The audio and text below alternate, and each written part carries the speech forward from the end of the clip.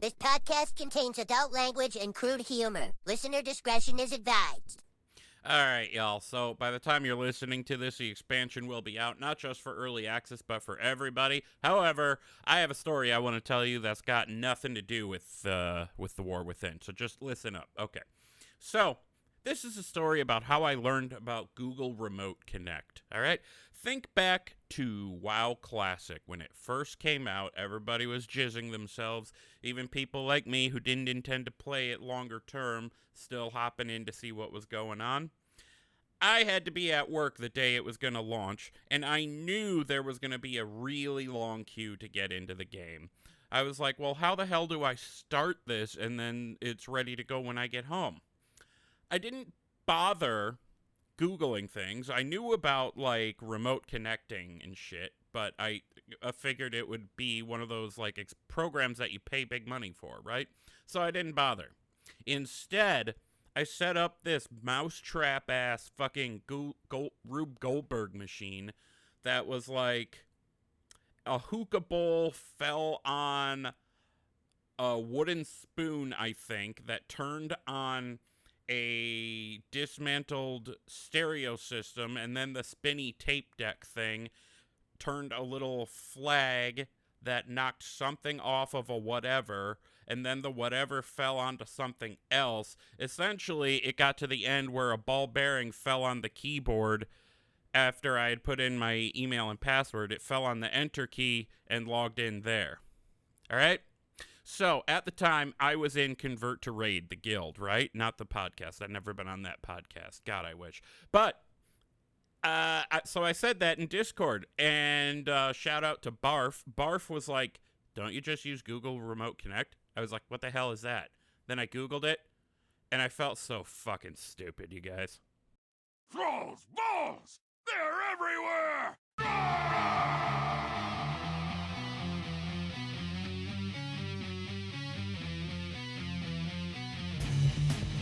Thrall's Balls, the World of Warcraft podcast with a dirty mind and a clean behind. Hosted by Gershom and Wooly.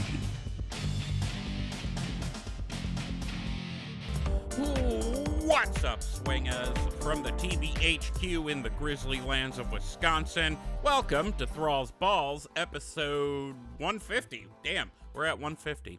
I'm Wooly, the king of bullshit and hell-calling warlock. Here with me is Gershom, the sassy-ass beast mastery hunter. Hi, Gershom.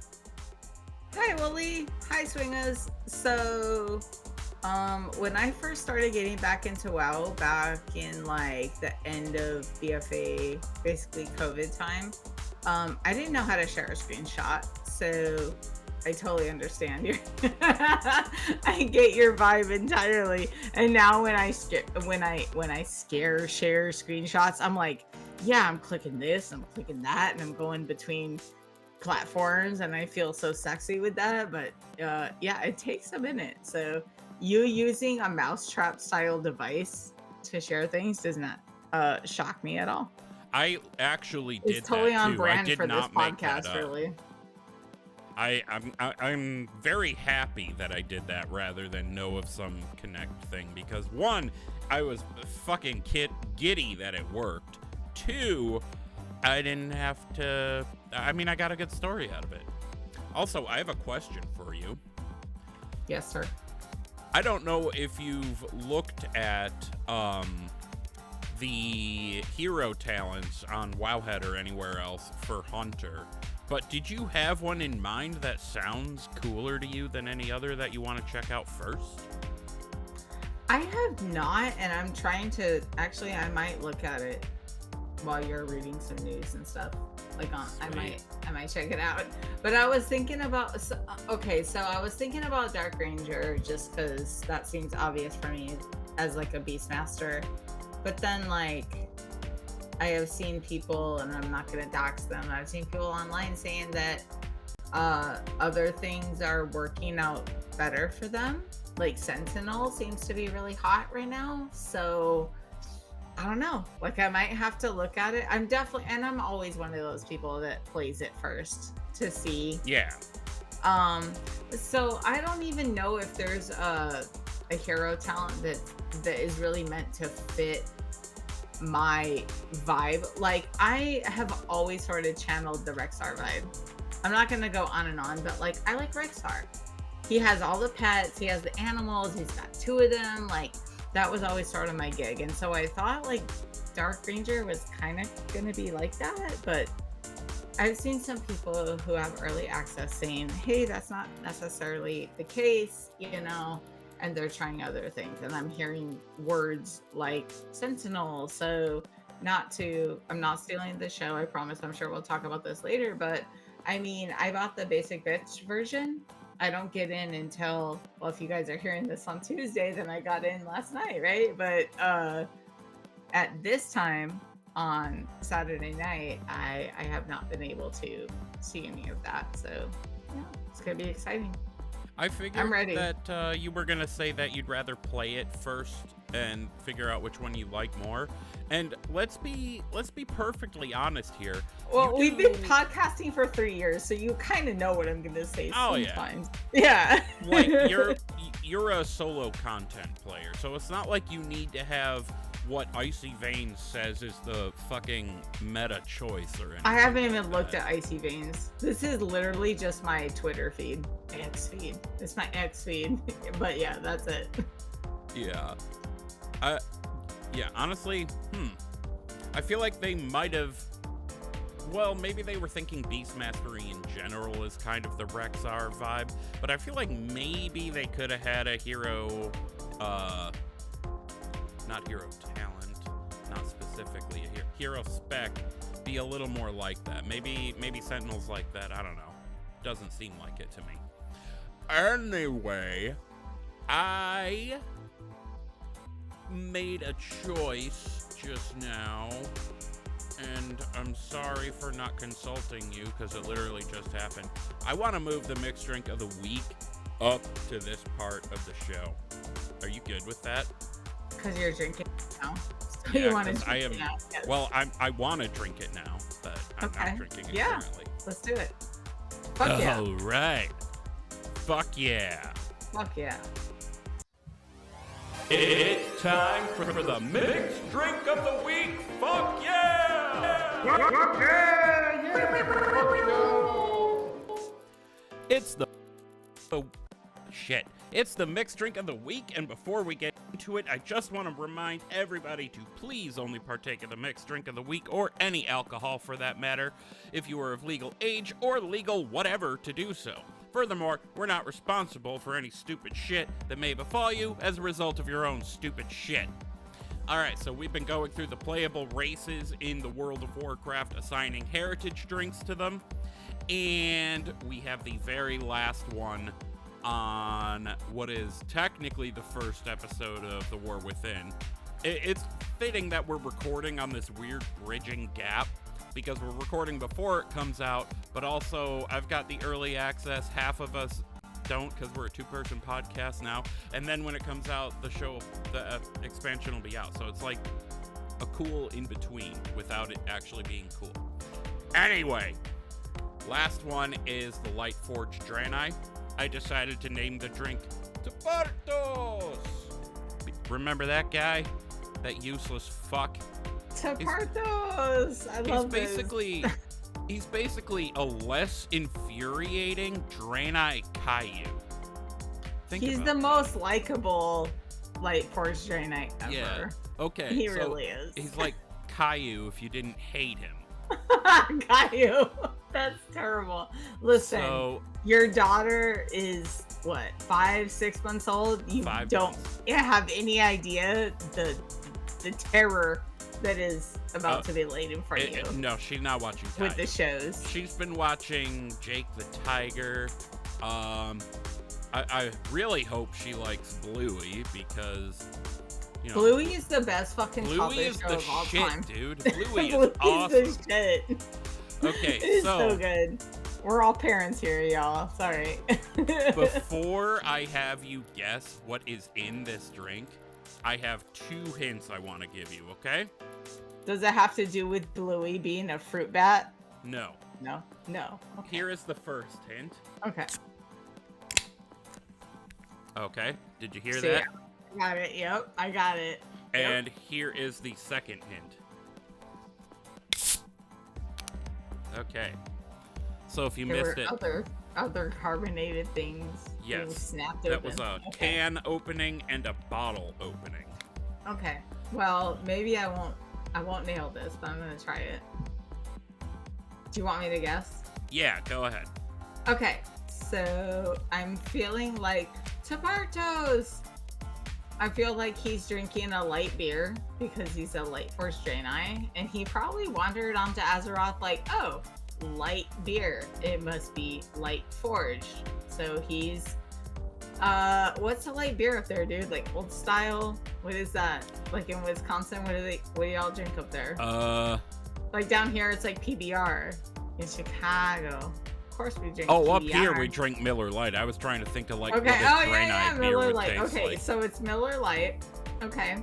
And then on the side he's got a shot, equal parts rum and Goldschlager, and then he's gonna throw in honey and hot sauce, and he's gonna take that as a shot, and then he's gonna chase it with the shitty Miller Lite, and that's the Tapartos. I got it totally wrong. Yeah, basically 100% wrong. Not a I single love part of that it. was This is correct. great. I love it. So, here's what's actually in it. I'll say all the ingredients and then I will explain them. Ew, gross. There's something floating in this. Nasty. Okay, so, you know, the Lightforged Draenei, they're awesome. They're gold. And Tapartos specifically, you know, he is a bad idea. He's a walking bad idea. So I was like, what's gold and also a bad idea?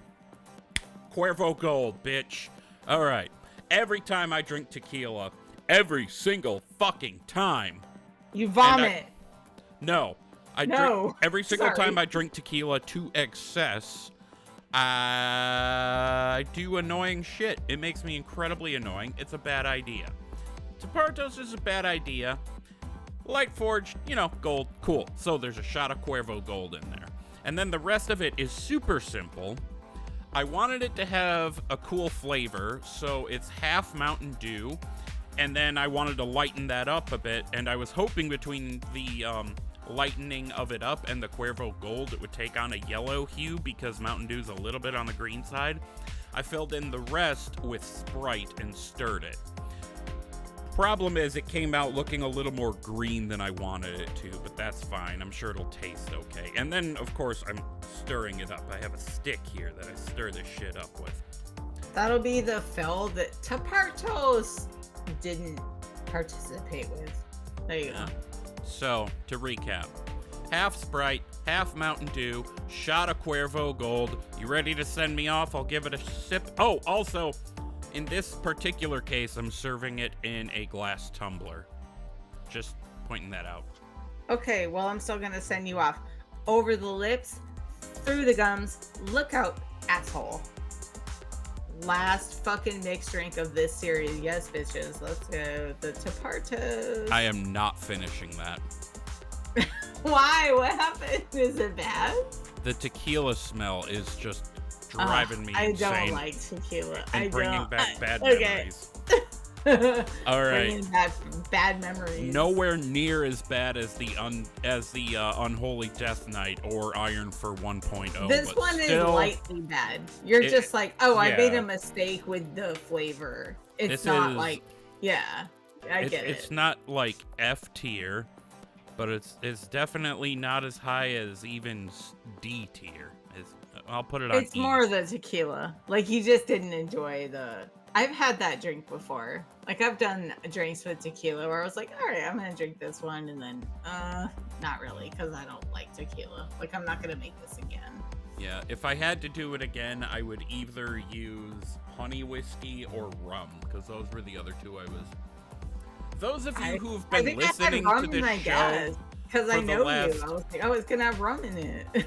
yeah, whoever's been, those of you who's been listening to this shit for the last like 3 some odd years, you'll recognize that I use a lot of the same liquors over and over, and that's because I'm fucking poor, and several of these bottles I've had this entire time.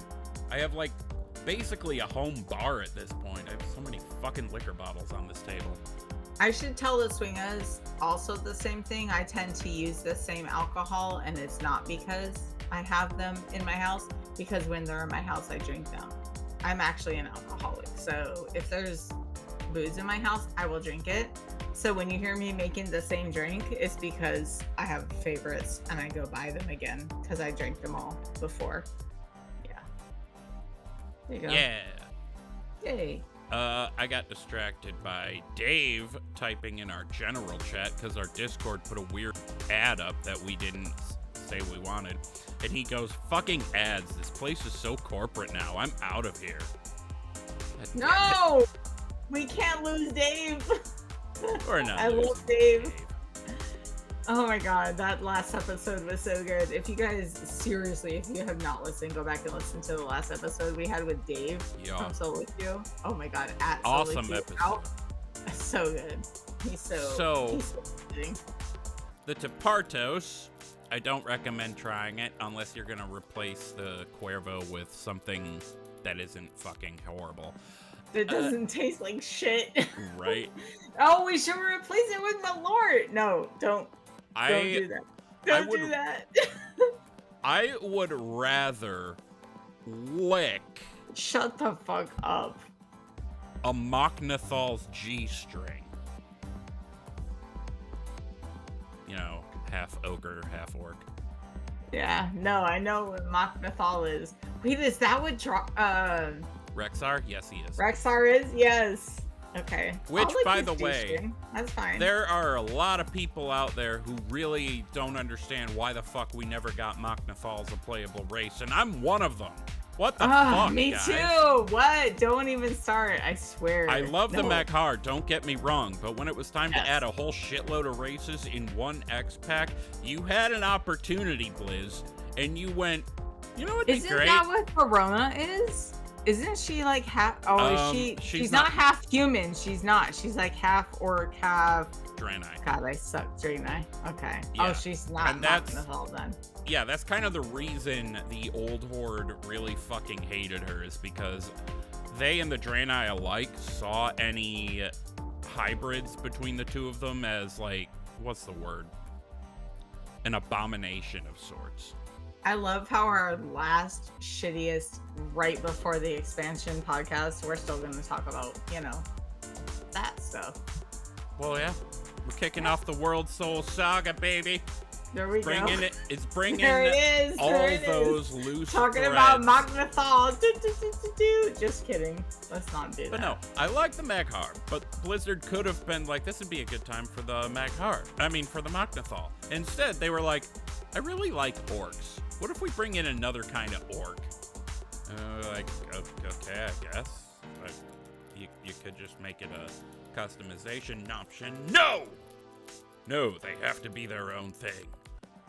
Okay, alrighty, Ian, but like... I do love my way. artwork, though. I do. Having had them in the game for a few years now, I do, as much as I'm saying otherwise, think it's good that they're their own thing, because they have a subtly different culture, too. I think you coached me through the fact that they had 3... That's pretty dope that they have 3 transmogs. Like, they get 3 armors. I was like, oh, I don't know how I feel about this. I wish it was a different color. And you texted me, you're like, it is. You get 3. And I was like, oh my god. Yeah, awesome. So definitely. Yeah, if I don't end up changing Vestin, my warlock, into a Drakthir when they finally can be warlocks, I might change him into either a regular orc like Tokesh, but I feel like that would be kind of a waste. Or a Maghar. We'll see. Wait, so do you have a story in your head for a Maghar that would be a warlock? Because Absolutely. Their whole vibe is to not do it, right? Okay, so here's the thing. Yes, I want to hear it. I don't remember the years in question. No, he was born 5 years after the events of Warlords of Draenei, right? So growing up in the Maghar encampment thingy that they had, his dad was running some sort of blacksmithing shop. So he initially learned some fire magic as a Blackrock orc to heat the forges and help his dad with the forges, and they just couldn't get his fire hot enough. But it was all they had, so they made do.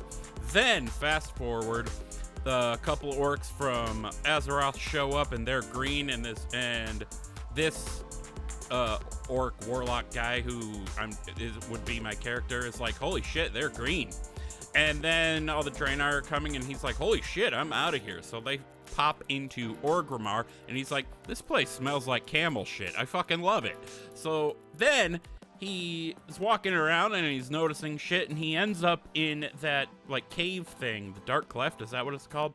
And he sees a warlock shooting green fire at shit. He's like, whoa.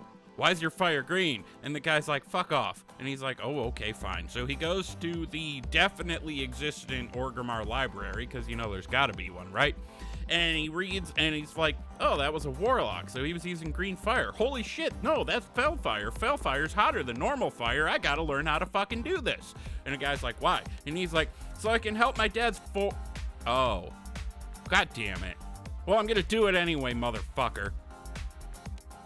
He just wanted hotter fire.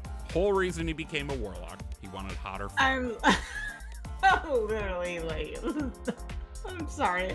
The way I was laughing when you were telling that story off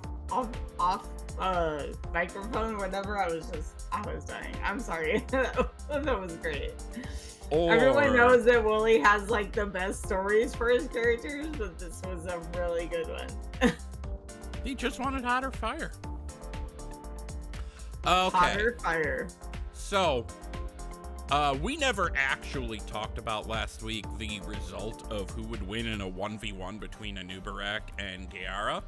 I'm not going to run the numbers out there, but I'm just going to say Anubarak won that poll, which only makes sense because he's this big-ass, powerful beetle spider Nerubian guy, and Gaara is a single orc. She would kick his ass. She would not kick his ass. She would make him hurt big time, but she would ultimately lose. Now so that that's out of the way. Is Anubarak the one who's gonna kick my A in my face on Saturday? Because it's Saturday. We're recording right now on Saturday. On Saturday. Yeah. Yes. South Park reference. Okay. So you're the dad of the boy who's gonna get kicked in the A on Saturday. So Gaara got kicked in the A on Saturday. Dad, sucker, you got nothing on me. So, 23 minutes into the show, what'd you do in WoW this week? I got a Torias mount. That was Fuck it. yeah. What was the mount? It was the flawless. So you have to get a flawless on 12 of everything. So I'm like, oh, I could grind this. Is that so like... I'm sorry, go ahead. Is that mount thing? No, it's just it's a horse. It's like a Torghast horse. It has like armor on it. And it's annoying because honestly it doesn't even fly. Like really this is just me just going back and getting the mounts I can because that was mount number 494. So are you sure it doesn't fly? Because I think the gold one does. I went back to Dallas. I know, because I was like, oh, all the horses fly. Like Invincible does. I know. Hey, so Wooly, I have Invincible. Do you have Invincible? I don't know. I've looked for it and I can't see it. Okay, so you have the Headless Horseman, though. Yes, I do. That one is not invincible, so I can see it. Okay, I don't see it because I don't have it. So congratulations, sir. Does it fly? Yeah, it's been a flying mount for ever since it came in. Actually, that's what is weird. So I got this Torghast horse, and I was like, oh, let me go to Dalaran and see if it flies, and it does not fly. It runs on the ground. It does not fly. So that was sort of disappointing. I thought it would, but that's really disappointing. Blizzard, fix it.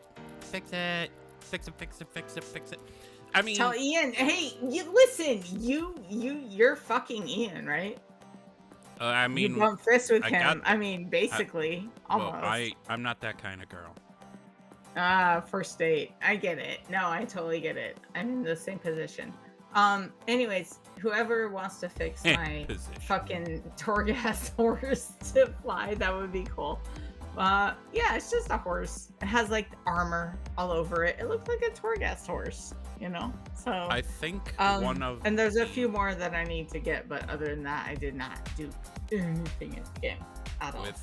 I mean, it's the last bit before. Yeah, I know. I'm so excited. We're gonna get into that. So yeah, I think that same horse mount is used by one of the 4 horsemen with the Death Knights. It's Rider of the Lego, Apocalypse, dude. Like the skin is, you're like, oh yeah, this is the bestest horse ever. But it just, I wish it would fly. But that's fine. It is what it is. I don't remember the name, but the red Karazhan horse, the one with like the chain for a tail, does that fly? I don't have it. I do not have it, but I know I want. I have not had either Karazhan horse. So during downtimes in the game, not now because we're going into a new expansion, so I'm not gonna have any downtime. But when I have downtime, that's one of the ones I go after. Is the 10-man Karazhan from Burning Crusade, and then I go back and I go up the Legion Karazhan, the relaunch, and I go and I try and get that one because you're there at the same time, so why not? But I don't have either one of those horses. So annoying. If I played a Forsaken Death Knight, my mount combination would be the Legion Karazhan horse with as your ground mount, and then as you're flying, the Death Lord fucking skeleton dragon, the bony lizard. You know. So right now my undead, my Forsaken hunter is riding. So when he wants to fly, he rides invisible, of course, because no one can see him riding that. But sometimes to flex, I'll run around on the Baron Rivendare mount that I farmed, that I got. You know what would so be like cheeky? My undead will run around on like the Baron Rivendare purple. I mean, it kind of looks like all the other horses, but that's one of those ones that it's like, oh, what is that? Why are you? I think people are like, why are you running around on the ground when you could be flying? And then they check me, like someone checked me once. He's like, oh, I see why you're running around on the ground, because you have the Baron Rivendare horse. So yeah. For an April Fool's joke one of these years, what they should do is everybody out there who has Invincible, just for that one day, it's invisible and you can't see it. Can you just imagine like riding around like you're just riding nothing? Yeah, like, that'd be hilarious. Like would Gershom have his thighs just out on the horse, like horse riding stance? But like, I don't know. Imagine the sky riding look that way. That would be hilarious. Oh my god. Anyway, speaking of Invincible, that's a pretty good segue into what I did in WoW this week. I was logged on waiting for early access to go live, and I was like, wouldn't it be fucking insane if I got Invincible and then got early access? So I'm running through ICC, and I was on fucking, what's her name again? God, we just had her in Dragonflight too.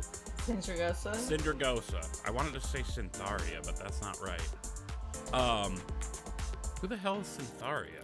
Whatever. I was on Syndragosa, and then it went live. I'm like, well, I'm here. I might as well stab Arthas in the balls. So I went up there, I suffered through the RP, I stabbed him in the balls, and did not get the mount. So I was late to early access because of that. But then... Fuck you, Arthas! I play WoW in a very sinful way. I don't play with the sound. You definitely want to go stab people in the balls, dude. That's savage. Listen, he's been killed many times. How many of them have been in the balls? Sometimes you just gotta kill him in the balls, okay? But I play WoW in quite a sinful way. I don't play with the sound on. mainly because I'm usually watching something or I'm in a room with other people. In this case, for early access, I was like, fuck no. I came downstairs and got on my computer rather than on my wife's in the living room. And I was like, at least for tonight, I'm having the sound on. So I cranked the sound in my headset. Oh, it was personal. You were on your own computer. I went into sound on. an adventure. Boy, your dick was out. You were ready. You weren't supposed to know that. Sorry. There's you a can reason. Edit that out. There's a reason my desk was leaning. Okay. But yeah, so I went in, I started leveling. Thus far, I've gotten to 74, which is actually pretty slow. There were people in my fucking guild, shout out to fucking Velith and a few others, who hit 80 the day of early access. Crazy shit. Also, Velith, I think, is in our Discord. Speaking of join the Discord, go to ThrallsBalls.com and you'll see our linktree. Discord link's in there. I gotta pay the URL people, but if you try to go there and don't see anything, check it again in a couple days. So yeah, I went in, I did a little bit of leveling, and I gotta say, people are really seeming to enjoy Dornegal, the city. I think it's all right. I don't think there's much reason to love it.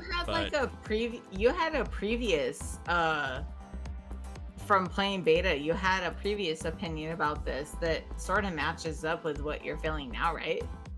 Like, yeah, you that don't like it overall. I don't hate it, but I don't love it. It's very functional. It fits what we need to do. I like that much. Let's see, what else can I say That's about good this? though, because I felt that Valdrakken, as much as I love it aesthetically, and also Oribos, I loved aesthetically, but both of those cities they were hard to function in. Like, finding things was rough for some reason, even though, I don't know, like, people might disagree with me on this, but I felt like Valdrakken and Oribos, the hubs of the last two cities were sort of hard to navigate around. So I don't know what this one is going to be like. Well, by the time y'all are hearing it, I will have already done it. So yeah. Wowhead made an article, and I put it in the notes because the notes were getting hella long. About an add-on, a weak aura someone made that overlays where everything is over the map of Dornegal, so you'd be able to just navigate your way around. But comparing it to Valdrakken, I will say it's a lot more flat, whereas Valdrakken's got more verticality to it. Don't get me wrong, there is some, but nowhere near as much as Valdrakken. So if you are flapping up into the air to see where you're going, you can see farther around than in Valdrakken, and then go where you want to go rather than end up, where the fuck is this district? How long has this fucking been here? Kind of thing. That did happen there. That's true. That is kind of what I was getting at. Yeah. Is you could just launch into the air and eventually speed forward into Valdrakken's general area, and then once I would open the map and I'd be like, oh, I'm here. Now I know where I'm going. But the surrounding area was where the fuck am I? Although I will say, earlier today I had trouble finding the core way. That's just a big hole in the ground that leads you to the other zones, and I needed to go back to the Ringing Deeps and couldn't find the fucking hole. Giggity. I'm really surprised you couldn't find the big fucking hole in the ground, dude. I was just flying around Dornegal going, where's the hole? Where's the hole? Let's see, what else can I say about this? I'm enjoying it so far, I'll say that. I have opted to use 2 different mounts. I'm using the Fellstorm. Sorry, I didn't mean to have my question button down, but I have a question when you're done. Yeah, no problem. I'm using the Fellstorm Dragon to fly, and I know it's capable of flying. I know it's capable of skyriding, but I don't like the animations of it skyriding. So my Netherlord's Accursed Wrathsteed, the purple warlock horse, that's just for ground mountage. So I use that in dungeons. What was your question?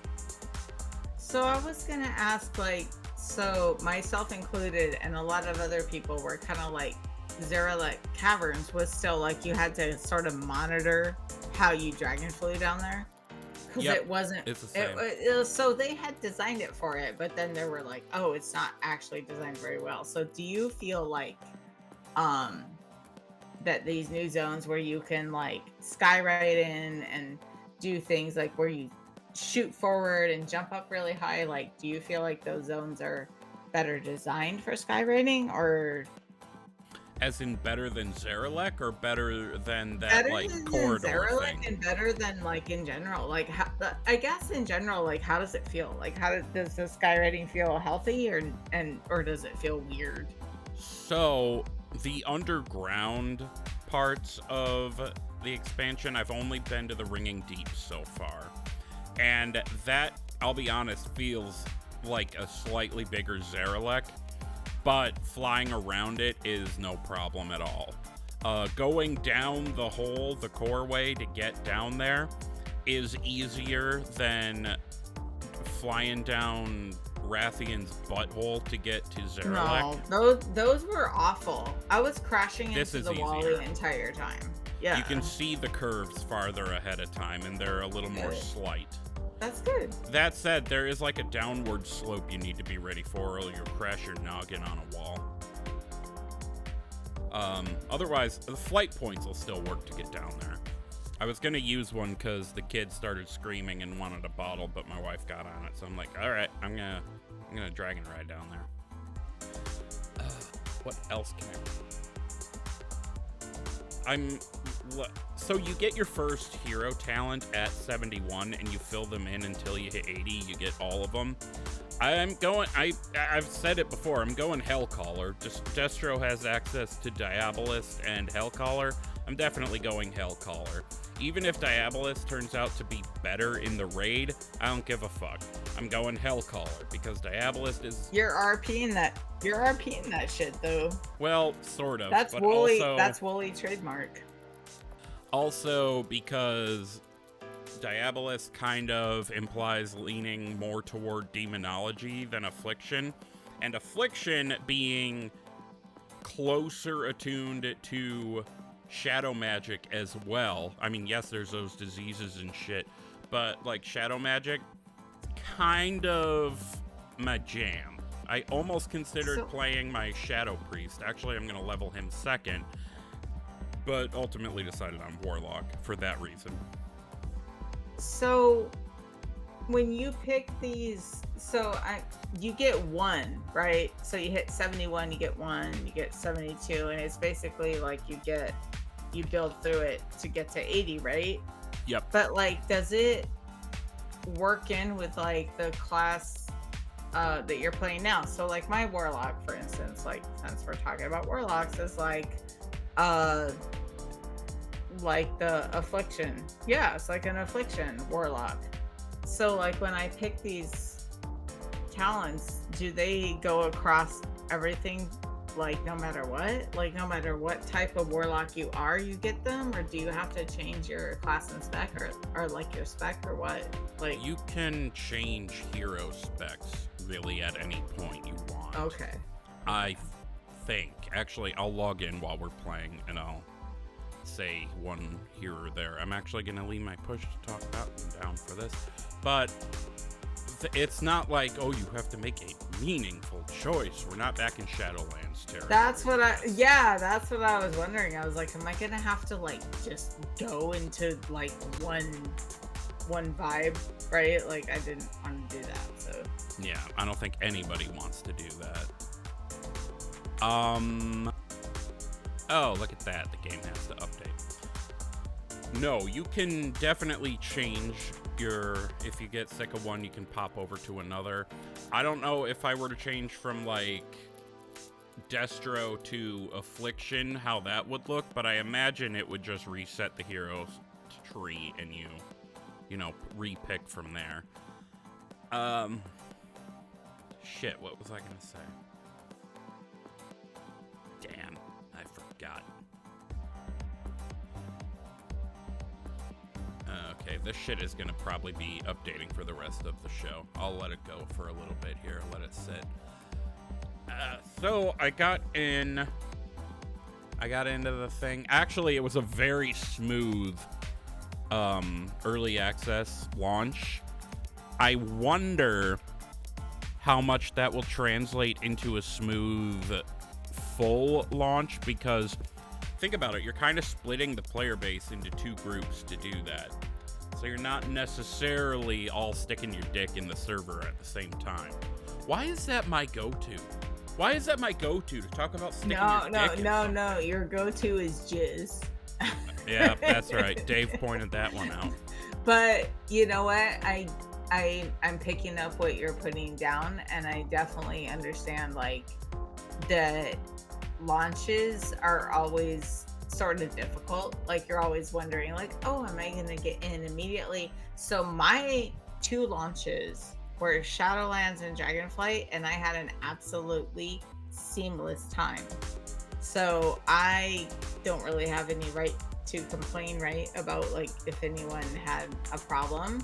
But wait, you didn't get hit with the boat problem with Dragonflight? I had no problems whatsoever. What the fuck? I couldn't get to the island because the boat was like fucked weird. Up. And then they had to put in a portal. And I had Kalis's stream up on my screen. Shout out to Kalis, Feral Druid on Proudmoore. You know, she's awesome. Check out her Twitter. I think it's still at Lexstraza, because like the A is like, the at is like an A. I don't know. Maybe it's not. She's gonna come find you. Hey, she's gonna come find you. And remember last week you said the raided Alliance, God save you. So Kayla saved you for raiding Alliance. I think you just said Kalis is God. Oh, I mean, you know, it is what it is. So anyway, I had her stream up while I was struggling with this WoW thing. And she had some people who had gotten to Dragonflight content, and they fucking used the summoning stone at Ruby Life Pools to get her to the island. So there were ways to get there. This wasn't that. I was able to do stuff right away, which was very, very nice. That said, Gershom has a grievance to air with Blizzard.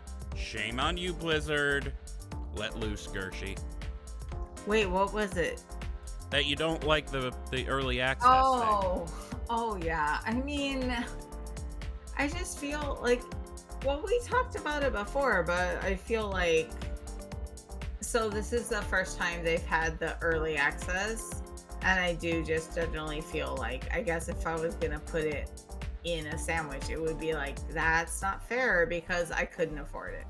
And I know a lot of people are like, oh, you can't afford it. Like, they'll say it online, like, oh, well, it's not a big deal. You don't want to do it. Don't hate it. Just buy it. But there are certain people in the community, you know, myself included, that literally could not afford that. And it just felt kind of messy, you know, especially because the reason I couldn't afford it is,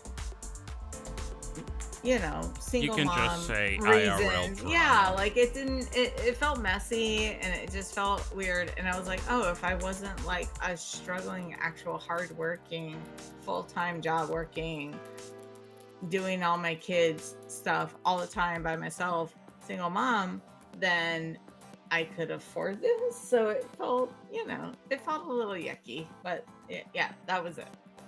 Yeah. I benefited from it.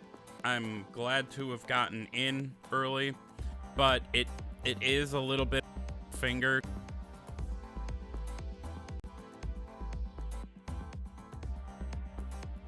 And I did it twice because I got Sid, who won our giveaway, if you guys remember. I got his War Within Epic Edition, was it? Whatever, the $90 one. So, like, that shit's expensive. And Blizzard, I get it. Maybe It was a $30 difference. Yeah. And for my, yucky single mom existence, $30 is laundry soap, dog food, and stuff that we just need. So yeah, and for anybody out there who might hear that and think, well, damn, don't try to ruin other people's fun. It's not our fault you couldn't afford it. She's not trying to ruin anybody's fun. She's expressing that it felt like Blizzard was saying we care more about people who will spend more. Which, I mean, they're a business, but still. Am I right there? yeah, no, thank you. You wrapped that up very well. Thank you. Nice. All right, so we have been going damn near 45 minutes and haven't gotten to WoW news yet. So, oh no, where did my bumpers? There they are. Here's some WoW news, motherfucker. Time for WoW news, motherfuckers. All right, so I'm gonna be transparent with everybody here. I wrote these notes and forgot the expansion hadn't fully launched yet. So, I'm gonna be kind of editing this as we go. War Within launch. They put out, Blizzard, meaning, they put out a launch trailer called Powers Within, and it's actually really interesting. There's some hype factor to it, of course, because who doesn't want to get hype? It shows you a few of the hero talents that are going to be available to you in the game. Like, for example, this dwarf is fighting a bunch of Nerubians, and then he turns gray, and you're like, oh, he's a warrior. Because at first I was like, okay, he went stone form. No, he's a warrior using, I think that's an extra Colossus thing. I don't fucking remember. I don't know shit about warriors. But it was very hype. This night elf ran in and did some kind of night elf thing, and they bumped butts or something. Yeah, it's worth watching. I included a link. I always include links, but this is specifically to the YouTube video. I had written our impressions of the expansion because I'm stupid and thought it had fully launched, even though it will have by the time you guys hear this. And we have talked about that for the first 45 minutes already anyway. So, steaming ahead. If you haven't seen it already, there is something going on that Blizzard put out, Your Warcraft Story. They have done stuff like this before, but I don't remember when, I just know they have. Basically, Xal'atath will hype you up in order to brag about how much more awesome she will be for kicking your ass later.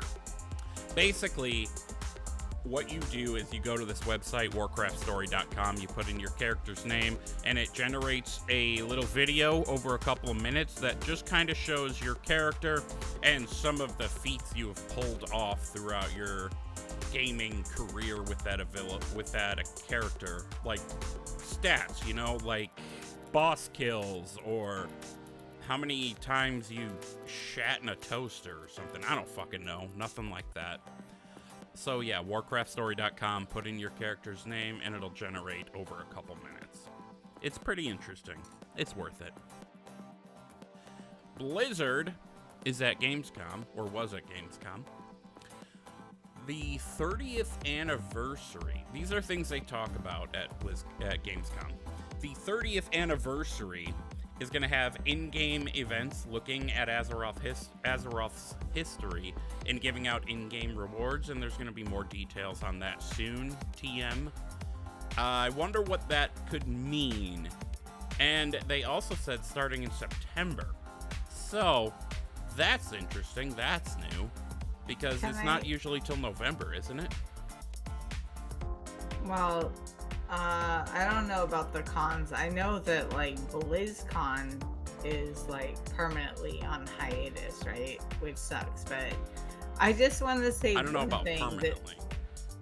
that I hope not. God, I hope not. The thing I wanted to say, and this is sort of an asshole-y thing for me to say, but being out there in the single world, every single person that I go on a date with knows what the fuck World of Warcraft is. So So like if anyone ever wants to like be like, oh, I'm a wowhead, like I will literally, I put that in all my profiles.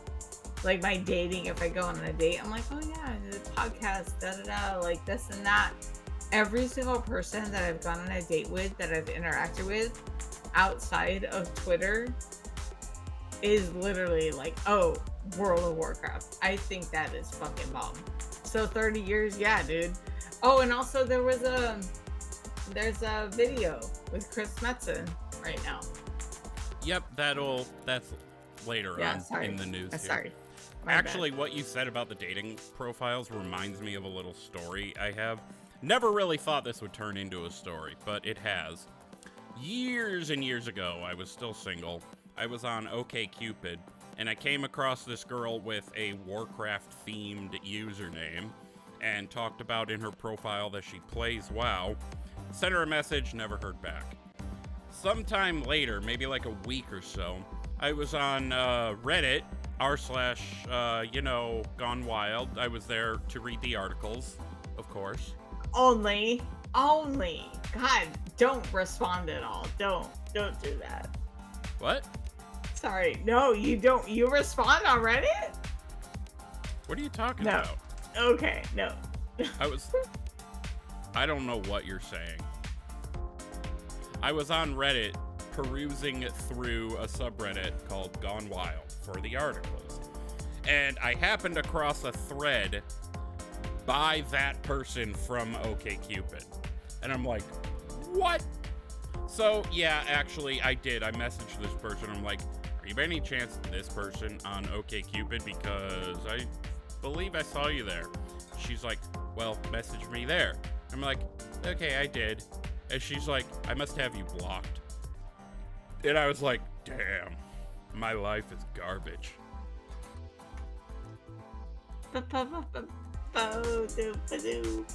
Come to find out, though, that at that point in OkCupid's history, they had just changed from an anybody can message anybody kind of thing to more like Tinder. You can send a message, but you'll only see it if you two both match. So, whatever. I'm so glad that you're married and that you have a kid. So, like, I'm on a whole other thing. Like, if I talk to a guy online and they turn weird, I'm like, I'm 41. I am totally in charge of who I am and what I'm worth.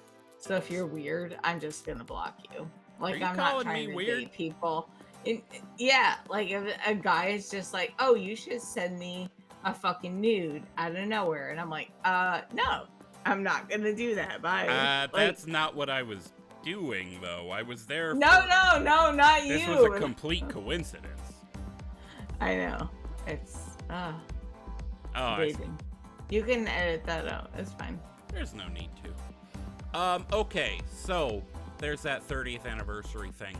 One other thing they mentioned, Warcraft Direct. I saw that, I was like, what the fuck is that? Is that just like what they're gonna do for the developer updates? Because they already have a thing for that. No! Also gonna have more details soon, but from what they said, it sounds like it's sort of a substitute for this year's BlizzCon. And that's stupid. Just do BlizzCon. Unless, of course, it's that thing they have alluded to in the past, where instead of one BlizzCon, they do like a whole bunch of small, more localized BlizzCon things. I don't think we've seen the end of the classic BlizzCon, you know? I don't believe we've seen the end of that. Oh man, I felt like it is over. They didn't say it was, though. All they had said was there's no know. BlizzCon this year. I just feel like it's not. I feel like it is gonna go into like what you said, like localized kind of, you know, like Club Tito's. So there were groups inside BlizzCon where like people are a big part of it, like Club Tito's, or like, I don't know, we could do it. I mean, you fist bump with Ian, so I feel like we should get, I have faith that we will get BlizzCon back. However, if Warcraft Direct ends up being a bunch of more a bunch of different events, all more localized, like maybe all looking at the same stream at the same time or something. I have a feeling they would choose Chicago before they chose Milwaukee, so I would definitely make that trip. Also, To Chicago, yes. call it ADHD, but I am holding the skewer. It's basically a shish kebab skewer that I was using to stir my drink, and it looked. I keep looking at it and going, like, you know, that TikTok sound. I'm getting distracted. So that's Warcraft Direct. They also said there is a crossover event between Warcraft and Overwatch 2. We don't really talk about Overwatch because my love for Overwatch kind of fell by the wayside a long time ago. But there are going to be Warcraft-themed skins in Overwatch. The first one is going to be a Sylvanas skin for Widowmaker, which I don't know how that's going to work out, because Sylvanas doesn't use a sniper rifle. But it's still gonna look cool. They've done this It's before, also though. not a Widowmaker. I mean, unless, okay, legally speaking, Nathanos is a widower. He's not a widow. So, whatever. Yeah, there you go. And they're going to do more. This is not the first time they've gotten them, though.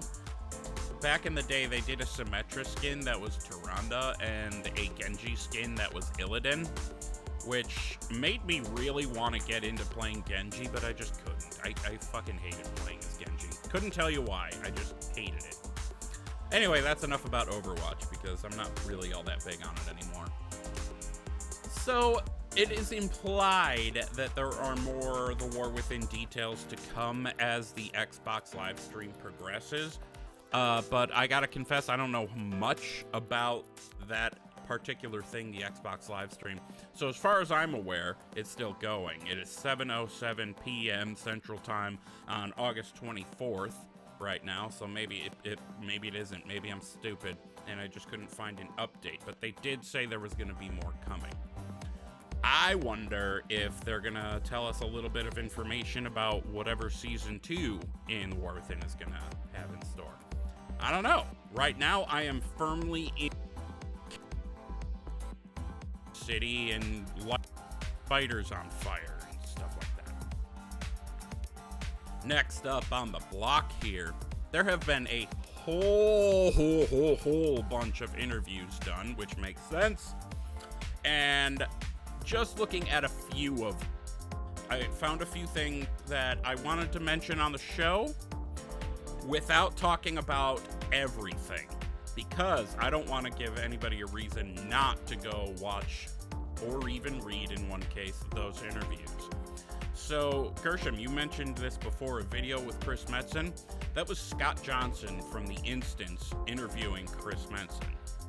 A couple of the things that they said that I wanted to mention, and I'm definitely not saying all of it. They have even been talking, they haven't entirely mapped out what they're going to do even with up to 13.2. That is the 0.2 patch of The Last Titan. That's not next expansion, that's the expansion after. So they have a really cohesive idea what they're doing this time. And I know people have said in the past, well, they planned these years out ahead of time. They've never done a trilogy before, and now they are. So I'm excited. They're actually even talking about concepts beyond the World Soul Saga. They've got concepts in mind as far out as patch 17, like 4 expansions after The Last Titan. And Chris Metzen really definitely wanted to stress that The War Within is only part 1 of a 3-parter. Don't forget that, okay? Because The War Within is not, as he put it, the full meal. You're getting the first of 3 courses. Basically, resolution for what's going on about Sargeras' sword is not going to happen until The Last Titan. Similarly, he did kind of confirm Xal'atath is not the final boss of The War Within, or TWW, as I like to call it. We're actually going to be seeing her multiple times on and off throughout this entire trilogy saga. Makes me wonder who the final boss of the War Within is. But also, it's not like it can be like some huge, monstrous, fuck you kind of bad guy, because then we would feel like we're at an ending. And they don't want us to feel like we're at an ending. They want us to feel like, all right, let's gear up for the next part of this. We will see. Now, the sword, like I mentioned, that's not gonna get resolved until the last Titan. They mentioned that showing it in the War Within cinematic was to subtly play into the thought that this is a full arc story. We're always gonna be wondering what's going on with the sword. And when asked about more information about what that moment might be like in the War Within the Last Titan, all Chris said was, how do I put this? You are not prepared for that moment. So take that and run with it as you will. I'm guessing we're going to see Illidan, which probably means we're going to see Sargeras again. I mean, right? Makes sense. Can I ask a question? It's on a cold day, usually. Okay. What sword? What sword? What sword? Come on. That sword. That sword. Sorry, I'm being an asshole. Wow. The stuff you're talking about is totally wild. That is I'm so fucking jazzed. Yes. I'm gonna be. Oh. Yes. Now, the next interview I want to talk about, Mr. GM. He's one of my favorite creators. He interviewed Ian Hazakostas, who's basically my friend now because we fist bumped. He's my best friend, right? They discussed things you like... You guys had sex, right? Yeah. Definitely. Right there in the long, long line to get into the convention. So, Mr. GM and Ian discussed early access, Drakthir, dungeons, Great Vault, stealth, story mode, and time walking. So there was a lot of stuff. A couple things I want to highlight. He asked them about Drakthir class details, which I'm glad he did. That's why he's one of my favorites. He tends to think in the same way I do. And what Ian told him is Drakthir class details are coming in the very near future. So I don't know what that means, but I'm sitting on pins and needles. We already knew that. The reason I bring it up is because it leads me to the other interview I read that I didn't put in the notes because they were getting bloated. And that was also with Ian, but it was from Icy Veins. And in that one, they confirmed there aren't going to be Drakthir druids. That's disappointing. The reasoning is that Drakthir don't really have the shape-shifting ability like the other druids classes do. In that their visage form is an entirely arcane concept, not nature magic. But I don't think that's enough reason. Because if they're made of all 5 dragonflights, and sure, evokers are more like that, not necessarily Drakthir as the people, except yes, they are. Be of all 5 dragonflights, why would their connection to the green dragonflight, who has a connection to the Emerald Dream, who is kind of the Night Elves and Druids domain, why doesn't that count? Why isn't that good enough for it? I would think it would be. I don't know. I 100% agree with you. Sorry, I was tapping in. I was like, they should be allowed to be druids. They should. Because we talked about this last week. Or maybe 2 weeks ago. We sure did. Where it was like, what sort of cat form would your Drakthir, druid have? Like, it almost seemed like it was on the table, like it was gonna happen. So that's sort of lame. I think they're gonna pull that back. I'm sorry. I would hope they would. Yeah, I don't know. That seems odd. I don't see any reason why you couldn't work that into like the lore. Like, of all the things you do with this lore, you can't let Drakthir be druids. I don't think so, dude. I had been hoping that if they had become druids, that their cat form would be something akin to the one dragon. The base color is yellow, where it's like kind of wyverny. Yeah, so we had talked about that too. We're like, oh, what is their form gonna be? Oh, and that's the first thing I thought was like wyvern would be like a good start, but yeah, apparently now that's not a thing. It's Fix it, disappointing, Blizzard. but not Fix Devin. it, Eon. Fix it, Please. Eon. Yes. Fix it. Fix it. Fix it, or you can't come to the cookout. Okay. Then, in terms of dungeons, one thing that was asked about is about dungeons before Cataclysm, older dungeons than that, coming into the Mythic Plus mix. And Ian said, never say never. But it's more complicated to go back that far. They require a lot more overhaul, as they put it, so then they don't then come off as that dungeon quite as much. The visuals would be dated, so would they update them? Would they not? Maybe not. He mentioned that, not BOT, Grim Batol is sort of feeling like a different dungeon altogether. I don't know. I didn't do it. It was available on beta. I didn't do it. And that means in Mythic Plus. I don't know what he means by more overhaul, though. I'm just taking that as a surface statement that whatever would involve in it would make it different.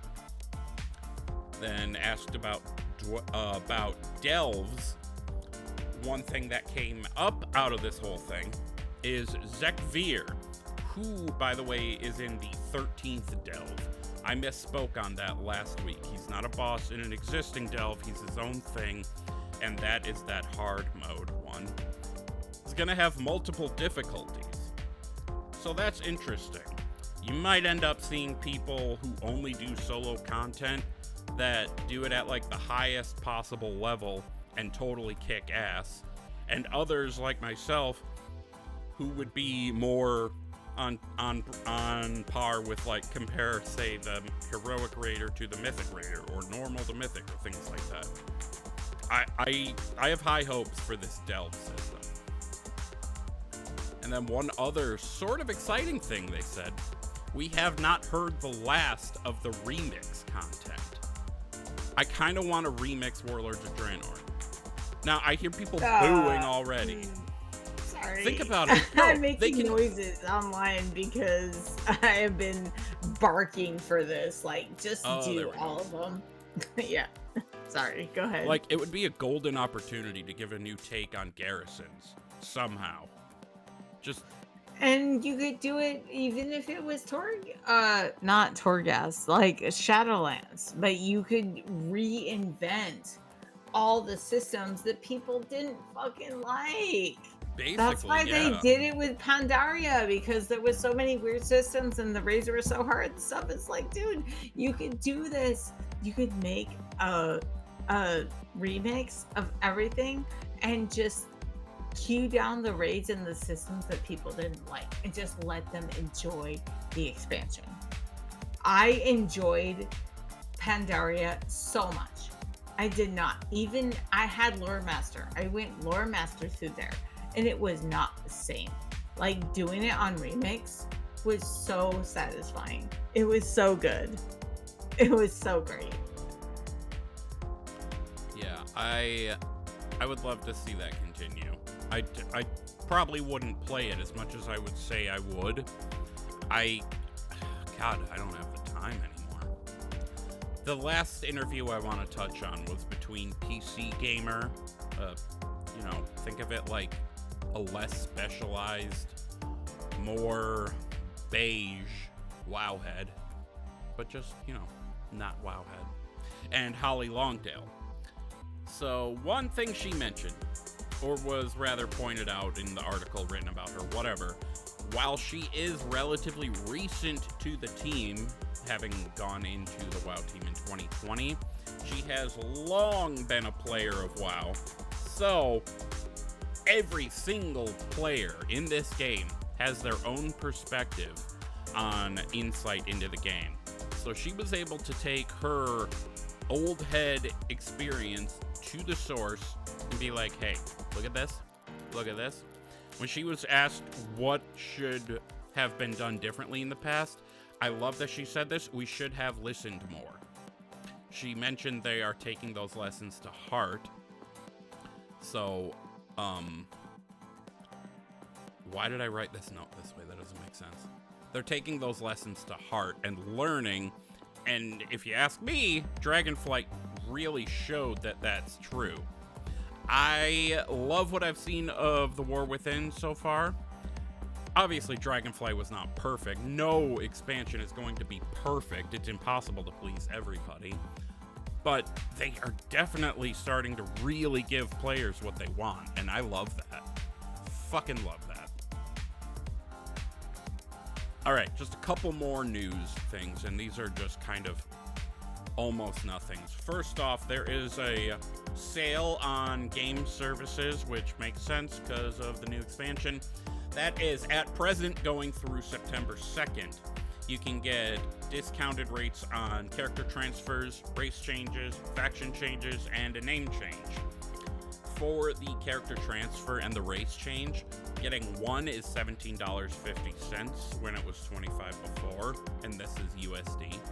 Getting 3 of them is $35 as opposed to $50, and 6, if you're doing that much stuff with 6 characters, yikes. That goes for $80. I don't know if there was a cost of a bundle before that or not. Wait a second. If 3 is 35, why would you not buy? You know what? That must be a typo. It's 8 for 80, I think. Faction change, 1 is 21 rather than 30. 3 is for 42 rather than 60.